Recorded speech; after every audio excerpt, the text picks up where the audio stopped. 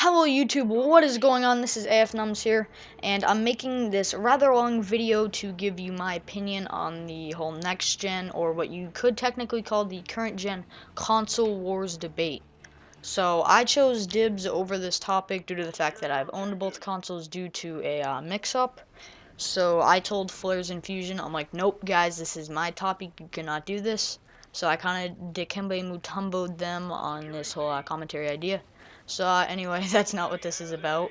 But as you could probably see by any of my videos, I did choose the Xbox One. If you don't want to watch the entire video, blah blah blah blah, maybe you just wanted to see my opinion really quick. I don't know. So there you go. And speaking of, if you have an Xbox One or an Xbox 360, if you're on the whole Xbox side of things, the map pack is coming out soon, and that's what this whole double XP weekend thing is about. So hit that subscribe button, and you will pretty soon I'm going to be uploading some content of the map packs, which come out the 28th. So this video will probably be uploaded on the 25th, or yeah, I'm assuming it'll be uploaded on the 25th. So yeah, expect some map pack gameplay, I guess you could say. So yeah, don't mind this gameplay. It's just double XP weekend domination using the AK-12. I get a lot of cheesy deaths. Like, look at this, shooting that guy directly in the chest, and then he brings up his gun way late and just absolutely obliterates me with 2 bullets. So yeah, it's more of a competitive game. It goes down to the wire. It was pretty fun. So if you like competitive games, stuff like that, then you will enjoy the gameplay. But I need to get into the comparison of the consoles now before I run out of time. So if you hear clicking in the background, that's just my mouse because I'm going through this article, so don't mind that. And the article that I'm reading off of from IGN will be posted in the description, so if you want to look at it yourself. So the first thing that they compare from the consoles is the price. So I mean, obviously you don't want to be spending a lot of money on a console because, I don't know, people are on tight budgets and stuff like that. So you probably want to get the cheapest console or the best value that you possibly can. So the PlayStation 4 is $400, while the Xbox One is $500. This is just straight up the console with like one controller and maybe, I don't know if it comes with a mic or not. It's not any bundles or anything like that. It's just the standard issued console. So the Xbox One, in my opinion, yes, it is more expensive, but it does come with the Kinect sensor, and it does come with a better headset. So, I mean, I think they're about equal. So, on that, I mean, I really don't have a preference. The release dates, the PlayStation 4 came out the 15th, and the Xbox One came out the 22nd, which was like about a month and a half before Christmas. So, I think it was actually a smart idea they came out before Christmas, but I think PlayStation nailed it coming out with their console first, just like they did with the PS3. And I'm pretty sure the PS3 actually beat the Xbox 360 in sales. Correct me if I'm wrong. But, yeah, so this also has the Wii U on it too, but I'm probably not gonna be reading that off, but maybe occasionally if I see something funny. But they both have Blu-ray, DVD, optical drives, and they both have game DVR through subscriptions. With actually the PlayStation, you do not need a PlayStation Plus subscription, but with the Xbox, you do need Xbox Live Gold. And for the RAM, there is 8 gigabytes of RAM in both, but with the PlayStation 4, they are rolling with a GDDR5 set of RAM, and with the Xbox, it's DDR3 RAM. So, I mean, the PlayStation's RAM is more graphically inclined, and the Xbox is less. So, I mean, I guess you could say, yeah, the PlayStation won in that area. With the CPU, the PlayStation, I would say they won again with a single-chip x86 AMD Jaguar processor with 8 cores. With the Xbox, they have an 8-core Microsoft custom CPU. So, I mean, I would go look up what the custom CPU has built into it. I have no idea, but from the looks of it and the graphics on both consoles, I would probably say the PlayStation won, so. For the GPU, the PlayStation has an AMD Radeon Graphics Core Next Gen with 1152 shaders, and on the Xbox they have an 853 MHz AMD Radeon GPU with 768 shaders. So if you have any idea what that means, then yeah, that's good for you, but I don't. If you want to fill me in the comments, that would be cool. So the peak GPU shader that it could like possibly go with the PlayStation, it's 1.84 teraflops, and for the Xbox, it's 1.31 teraflops, which is, both of those are like a estimate. And for storage, they both have 500 gigabyte hard drives With the PlayStations, it is a 5400 RPM SATA 2 hard drive. With the Xbox, it's not really stated or anything. So as you can see, the PlayStation is, I'd say, like, it's kind of, I think they're taking the hand on graphics, while Xbox is taking the hand on the whole multimedia thing, where you can also game and do other stuff besides just gaming. So, as you can see, like with the PlayStation, they are telling you straight up what it is. They're telling you, yeah, it's an AMD Radeon GPU and stuff like that. Where the Xbox, it's more of a sort of, we'll take care of it, you do not question what we're putting in our GPU and stuff. With the PlayStation, they're telling you straight up, like, yes, this is in it. If you like that, then I'll buy our console, pretty much. So, for external storage, yes, you can with the Xbox. On the PlayStation, it says no.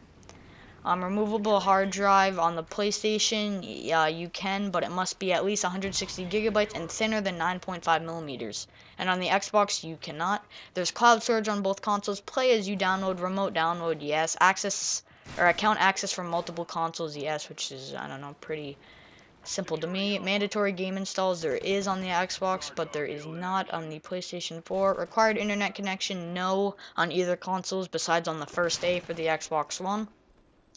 There is no used game fee or digital game sharing or gifting, which the Xbox actually had when it first came out, but they shut that down real quick. There is no backwards compatibility, sadly, because I would love to play some 360 games on this bad boy, honestly. There is cross-game chat on both consoles, and, okay, here's a big topic, the controllers. So, I have held both controllers in my hand and have played I'd say a decent amount with both of them. The Xbox One being I've played with it more. And if somebody held a gun to my head and told me, which console would you rather use, tell me right now. Now, if someone was holding a gun to my head, I mean, it would probably be very difficult for me. I would, like, that would take me a long time. But, I mean, if I'm just, like, gaming and let's say I have both consoles and I want to hop on and I want to use the better controller, I mean, they both have their advantages and disadvantages, just like the consoles or anything in the world in general. I don't know. I like the way the PlayStation feels in your hand, and I like the looks of it. It looks solid. I really like the LED and stuff on the back. But with the Xbox, I don't know. The offset thumbsticks are a big advantage. That is the one thing, if I were to say something that I hate about the PS4 controller or any PlayStation controller in general. The non-offset, or I guess you could call them parallel thumbsticks, are awful. And after you come from the 360, where they do have offset thumbsticks, and you're playing first-person shooters, there is no way I could really. Well, there is a way. I bought the PlayStation 4, but I mean, I would much rather have the offset thumbsticks. So the Xbox, I would have to say wins just because of the thumbsticks, and the PlayStation, I also don't like how you can't add batteries. Like, it would be cool if there was a feature to add batteries and it also came with a rechargeable kit, but the fact that they don't give you the option kind of frustrates me. On the Xbox side with the batteries, it does suck that it doesn't come with the rechargeable, but I mean, at least you can buy it separately and you know you have the option to use batteries, because sometimes I'll be laying in my bed or something just playing some 2K, and I don't want to have to get up and like get in my chair and charge it, because I mean, if it ever comes to that point, I'll just grab a couple AA batteries and I'll be good, and I won't have to worry about charging it.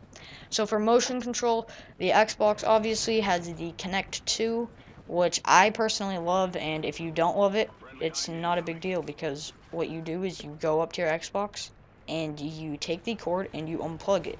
So yeah, everyone is debating. They're like, oh, the NSA is spying on you. Okay, well, if you don't like it, unplug it. So that's my whole opinion on that. So for motion control on the PS4, you have the PlayStation Eye, the DualShock 4, which I'm assuming they're talking about. There's like a gyro ball in it, but I don't really see much use in that. And PlayStation Move, which is obviously not included, as well as the PlayStation Eye isn't either. For second screen compatibility, Xbox, it'll go through Smart Glass, which you need certain devices to use. I'm pretty sure it's an app. And on the PlayStation, you can use the Vita or the PlayStation app, which I know you can get on most like iOS or Android devices, I'm pretty sure.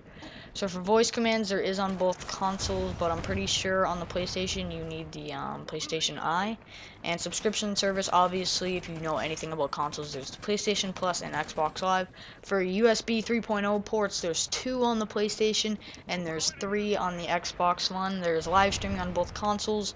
All your trophies and achievements will be ported if you had a current-gen console. Or, I mean, I guess you could call it a last-gen console now. Web connection, I don't really think you guys care about that. All I see is a bunch of dual band Wi-Fi 2.4 and 5 gigahertz, which I guess is actually kind of important. But if you want to see all that confusing stuff, just click that link in the description. And for Bluetooth, the PS4 has Bluetooth 2.1, and the Xbox does not have Bluetooth, which is actually kind of surprising, but Wi-Fi direct for device connection, there is none on the PlayStation, but there is on the Xbox. I don't really know what that's useful for, but I mean, good for you if you need that. So for AV hookups, there's an HDMI output, 4K support, which is pretty sick. There's 4K support on both consoles, which is really good. And there's an optical output. On the Xbox, there's an HDMI input and output with a 4K support and an optical output. So the main thing that's different is that on the Xbox, there's an input and an output. And the input pretty much allows you to hook your TV up, which is one of the main features that Xbox is trying to sell to people. So, the power supply, ooh, that's actually kind of a big deal, I'm not gonna lie. The Xbox has, I mean, the console's big in general, but then they add a huge power brick. So, I mean, if you travel, like I sometimes do in the summer, it's probably gonna suck, but I mean, I'm probably gonna, get a PlayStation 4 by then anyway, just so I can travel back and forth from my house and my family beach house, which I mean it's not that far of a drive, but I'd have to bring a whole extra backpack to bring my games, the power brick, every single cord, the Kinect, and the Xbox. I mean, I might need 2 backpacks for that, I'm not even gonna lie.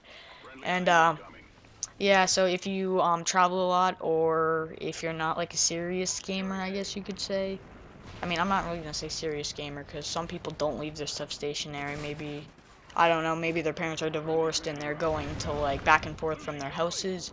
Then I mean, I would probably prefer the PS4 size-wise, but with the Xbox, if you stay stationary and one spot, I mean, you have no problem with the size. And online feature comparison chart, this is just telling you blah blah blah blah, ESPN, Skype, Netflix. If you want to see any of that, just hit the link in the description, because I mean, honestly, I'm not gonna read every single one off, but I mean, yeah, that's really, this doesn't matter. Console bundle comparison. Okay, so for the controllers, yeah, DualShock 4, the Xbox One controller.